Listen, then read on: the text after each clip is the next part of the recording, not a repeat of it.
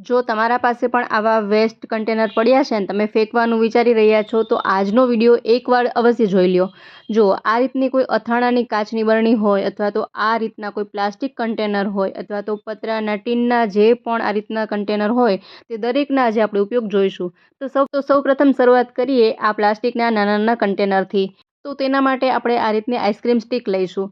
હવે આ સ્ટિકને અહીં આ રીતે પ્લાસ્ટિકના કન્ટેનર પર માપ લઈ અને આપણે તેને એટલા પ્રમાણમાં કટ કરી લઈશું। જો આ રીતે તમે કાતરથી કટ કરી શકો છો। એક સ્ટિકમાંથી આપણે આ રીતના 2 સ્ટિક રેડી કરીશું। તો આવી આપણે 7 થી 8 સ્ટિક કટ કરવાની છે। આટલા પ્રમાણમાં કટ કરી લઈએ। તો જુઓ અહીં મેં આ રીતે સ્ટિક કટ કરી લીધેલી છે। હવે આ પ્લાસ્ટિકની જે ડબ્બી છે તે લઈએ અને આ જે તેના પર રેપર હોય તે નીકળે તો કાઢી લઈએ, નહીંતર એમને એમ પણ રહેવા દઈ શકો છો। ત્યાર પછી ગ્લુ ગનથી ગ્લુ લગાવી અને આ જે આપણે આઈસ્ક્રીમની સ્ટિક સળીઓ જે કટ કરેલી છે ને તેને આ રીતે લાઇનમાં વારાફરતી ચોંટાડીએ। જુઓ તો આખી જ ડબ્બી પર આ રીતે આપણે આઈસ્ક્રીમની સળીને ચોંટાડી લેવાની છે।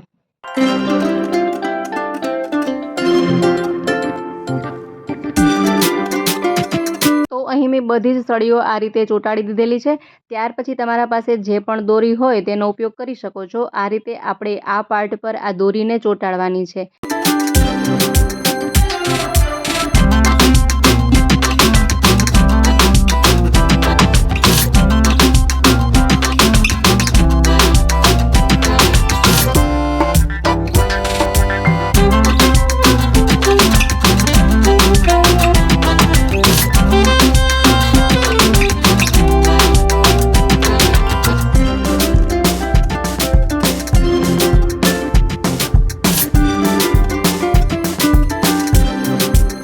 કંઈક આ રીતનું કન્ટેનર આપણે રેડી કરવાનું છે। ત્યાર પછી તમે અહીં ઢાંકણ પર મોતી ચોંટાડી શકો। આ રીતનું કોઈ સ્ટોન ડાયમંડ હોય તે ચોંટાડી શકો। મારા પાસે આ રીતનું ડાયમંડ હતું તે મેં લગાડ્યું છે।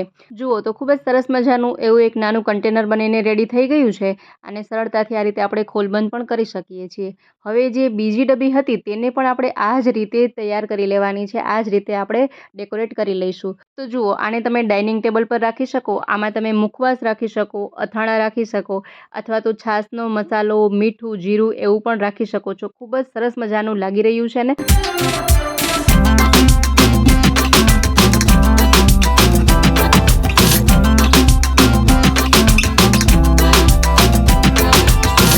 ત્યાર પછી અથાણામાં જે આ કાચની બોટલ આવતી હોય તેનો આપણે ઉપયોગ જોઈશું। તો તેના પર જે આ રેપર હોય છે તેને આપણે પહેલાં તો દૂર કરી દઈએ। આ જે રેપર અથાણાનું છે તેને આપણે કાઢી લઈએ અને આ રીતની એક કાચની બરણી રેડી કરી લઈએ। હવે તેના પર આ પાર્ટ પર આપણે આ રીતે વ્હાઇટ ગ્લુ લગાવીએ। જુઓ ફરતે જ આપણે વ્હાઇટ ગ્લુ લગાવી દઈએ અને કોઈ પણ વેસ્ટ બ્રશ હોય તેનાથી આ રીતે સ્પ્રેડ કરી દઈએ। આખામાં આપણે આ રીતે ફેલાવી દઈએ। જુઓ ત્યાર પછી આપણે અહીં લેવાના છે ચોખા। આ રીતે ચોખાને તેના પર ચોંટાડીશું। આ જે વ્હાઇટ ગ્લુ લગાવ્યું છે ને તેથી સરળતાથી આ ચોખા તેમાં ચોંટી પણ જશે।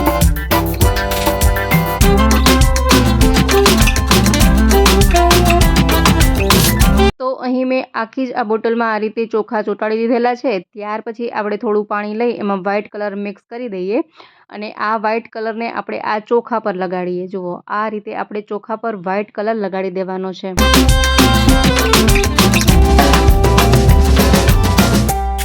ત્યાર પછી તમે ઈચ્છો તો આમાં કલર કરી શકો છો અથવા તો આ રીતનું જે સ્પ્રે કલર આવતો હોય તો તે પણ તમે સ્પ્રે કરી શકો છો। અહીં મેં ગોલ્ડન સ્પ્રે કલર લીધેલો છે અને ગોલ્ડન કલર મેં કર્યો છે। અથવા તો તમે કલર હોય સાદો કલર તો ગોલ્ડન કલર એમને એમ પણ લગાવી શકો છો। ખૂબ જ સરસ મજાનું એવું એક આ ડેકોર પીસ બનીને રેડી થઈ જશે। જુઓ કેટલો સરસ લુક આવી રહ્યો છે ને। આને તમે ફ્લાવર પોટ તરીકે ઉપયોગમાં લઈ શકો છો।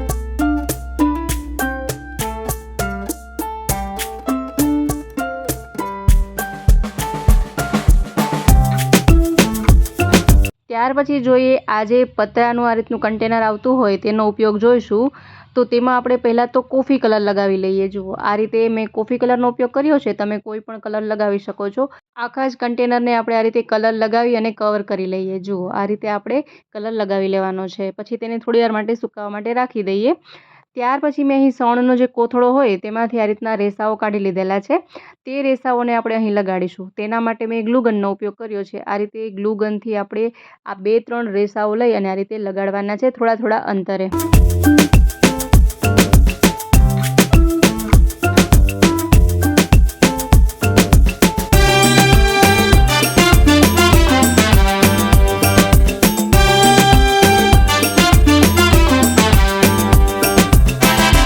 ત્યાર પછી આપણે જે આગળના ક્રાફ્ટમાં આઈસ્ક્રીમની સળીઓનો ઉપયોગ કર્યો હતો તેમાંથી જે ટુકડા વધ્યા છે તે ટુકડાને આ રીતે આપણે થોડા થોડા અંતરે લગાવી દઈએ. તો આખા જ કન્ટેનરમાં આ રીતે ટુકડા લગાવી દેવાના છે. ત્યાર પછી તમે તેને એમને એમ પણ રહેવા દઈ શકો અથવા તો કલર પણ કરી શકો છો.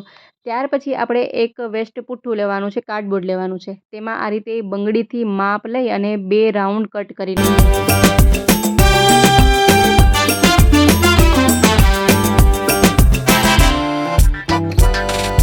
ત્યાર પછી તેમાં પણ આપણે આ કોથળાના જે રેસાઓ છે તેને ફરતે જ વીંટી અને રેડી કરી લેવાના છે આ બંને જ કાર્ડબોર્ડના ટુકડાને.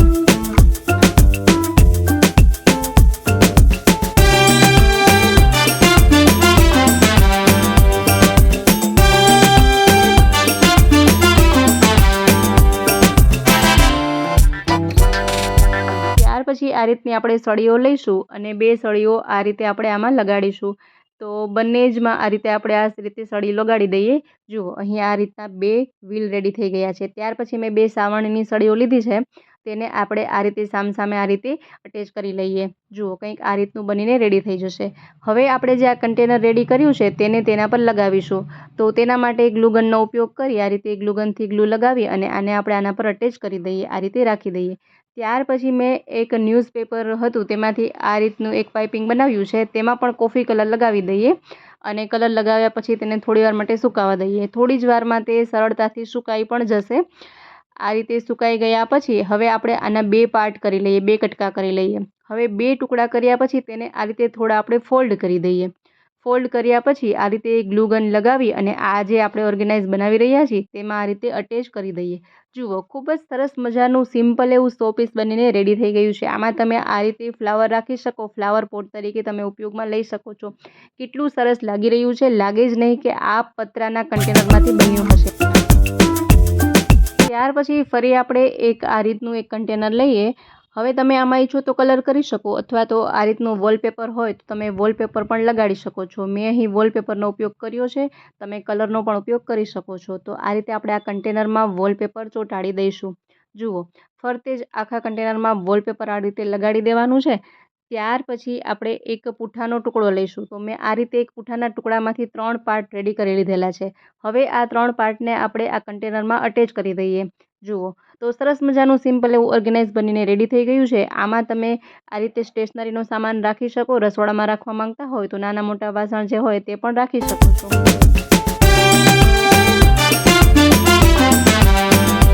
ત્યાર પછી ઢાંકણનો ઉપયોગ જોઈએ તો તમારા પાસે જે પણ ફોટો હોય તો આ ઢાંકણના માપનો તે ફોટો આપણે કટ કરી લેવાનો છે. જુઓ આ રીતે ફોટો કટ કર્યા પછી આ રીતે વ્હાઇટ ગ્લુ લગાવી અને તે ફોટાને આપણે અહીં ચોંટાડી દઈશું. જુઓ આ રીતે ફોટો અટેચ કરી લઈએ. પછી તમારા પાસે આ રીતની કોઈ ગોલ્ડન પટ્ટી હોય, તાર હોય તો તેને તમે આ રીતે લગાડી શકો છો ફરતે. તો અહીં મેં આ રીતે ગોલ્ડન દોરી લગાડી દીધી છે. ત્યાર પછી તમે કંઈ એક્સ્ટ્રા કરવા માંગતા હોય તો આ રીતે ફ્લાવર હોય તો તે લગાડી શકો છો. ખૂબ જ સરસ મજાનું એવું એક ફોટો ફ્રેમ બનીને રેડી થઈ ગયું છે. તો આને તમે વોલ પર ટીંગાડી શકો છો. તો આઈ હોપ આ દરેક આઈડિયા તમને ખૂબ જ પસંદ આવ્યા હશે. વિડીયો પસંદ આવ્યો હોય તો વિડીયોને લાઇક કરો, શેર કરો, તેમજ અમારી ચેનલ પર નવા હોય, પહેલીવાર ચેનલ પર વિઝિટ કરી રહ્યા હોય તો ચેનલને સબસ્ક્રાઈબ જરૂરથી કરજો. ફરી મળીએ નવા વિડીયોમાં નવા જ આઈડિયા સાથે.